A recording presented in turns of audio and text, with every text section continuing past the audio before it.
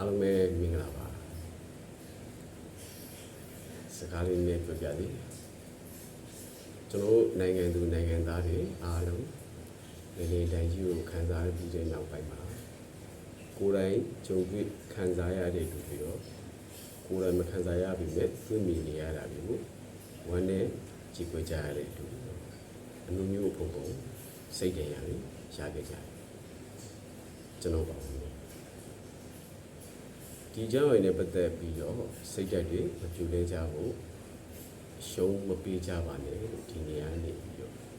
နိုင်ငံသူနိုင်ငံသားအားလုံးအပိစကားလေးပြောနေချင်ပါတယ်တဲ့ဆိုင်ဆိုင်ပဲမကြသေးခင်မှထွက်ရှိလာတဲ့ဒီဆိုတာဒီဆိုဒီမှာလေးအာယုံစင်မှာမြေဒီဆိုထားတဲ့တခြင်းကိုဒီဆိုပြီးတော့ဘယ်လိုဖြစ်ရမျိုးတွေကြုံလဲတွေးလာပါစေအရှုံးပေးပါလေငါရှိဖို့လိုတယ်ဆိုတာပြောကြရင်အားလုံး fighting မှာအားလုံး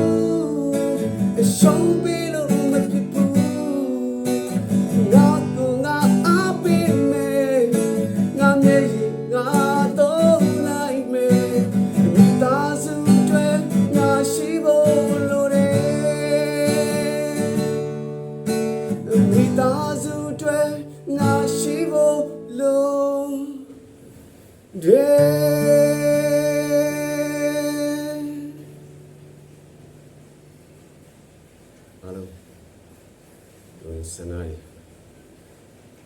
ပြည့်စုံကြပါစေလို့